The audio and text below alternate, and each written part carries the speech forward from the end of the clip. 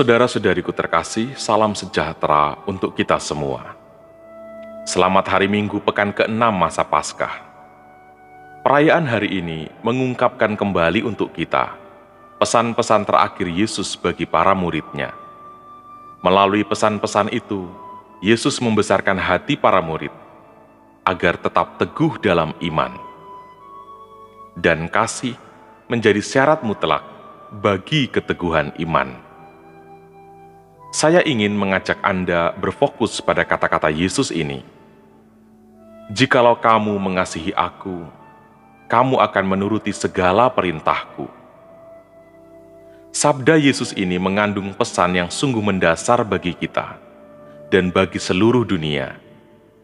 Setidaknya ada dua hal yang perlu diperhatikan. Yang pertama adalah mengasihi Yesus merupakan dasar atau langkah awal yang akan membuat kita mengenali perintah-perintahnya. Kualitas pengenalan kita terhadap Yesus menjadi ukuran kadar kasih kita kepadanya. Kalau kita tidak mengasihinya, jangankan mengikuti perintahnya, mencari tahu perintahnya saja kita enggan, bahkan menolak. Kasih itulah yang pertama-tama, dan itulah yang membuat kita menemukan lebih banyak tentang misteri Yesus. Menemukan apa saja kehendaknya dan perintahnya. Itulah yang membuat kita terarah pada ketaatan dan kesetiaan. Banyak orang berpikir bahwa mengenal seseorang adalah syarat untuk mencintai dan mengasihinya. Sebenarnya ini terbalik. Kasihilah seseorang, maka kita akan mengenalinya secara mendalam.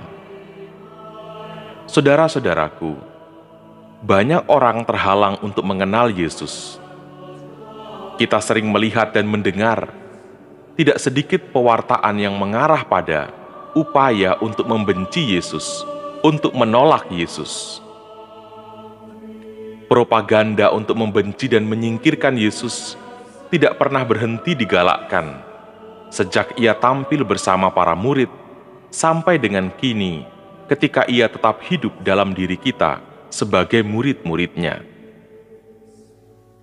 Propaganda untuk menghancurkan gereja selalu saja digulirkan, entah melalui tuduhan-tuduhan palsu, tindakan diskriminatif, maupun melalui aksi-aksi pelarangan ibadat, penghancuran bangunan gereja, dan lain-lain. Masyarakat bumi seakan digiring untuk harus merasa alergi dengan pesan-pesan kebenaran, dengan nilai-nilai kehidupan, dan dengan prinsip-prinsip yang diwartakan dan ditawarkan oleh Yesus, yang sebenarnya sangat universal, dan dapat dipastikan bakal mengubah dunia ke arah yang jauh lebih baik dan jauh lebih benar, yakni di mana kasih lebih berkuasa daripada kebencian dan balas dendam, di mana cahaya lebih berkuasa daripada kegelapan, di mana pola hidup dunia mengambil contoh pola hidup surga.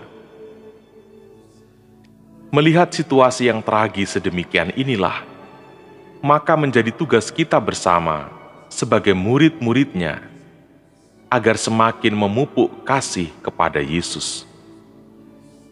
Pada kitalah Yesus berharap agar apa yang dahulu ia taburkan menghasilkan buah berlimpah. Kitalah tanah yang baik itu, yang seharusnya menghasilkan buah lebih banyak. Roh Kudus akan menyertai kita. Inilah janji Yesus pada kita murid-muridnya. Hal yang kedua adalah kasih terhadap Yesus membuat kita tidak berjalan atas perintah diri sendiri. Kasih terhadap Yesus itulah yang akan membuat kita menyerahkan keputusan hidup kita pada penyelenggaraannya. Dengan begitu, kehidupan kita sebagai murid Yesus akan menghadirkan kembali Yesus bagi dunia. Hidup kita menjadi saksi bagi dunia yang sedang digiring untuk membenci Yesus. Karena itu, pentinglah bagi kita untuk tidak terlena, tidak berdiam diri, tidak masa bodoh dengan iman, membiarkan diri tinggal dalam kemalasan menggereja, berhenti mengembangkan hidup kerohanian. Itu semua mendukung propaganda untuk melenyapkan Yesus. Apakah kita juga mau masuk dalam barisan orang-orang yang berusaha menyingkirkan dan menambah kebencian terhadap Yesus? Saudara-saudariku, mari kita bersama-sama meningkatkan lagi kasih kita kepadanya.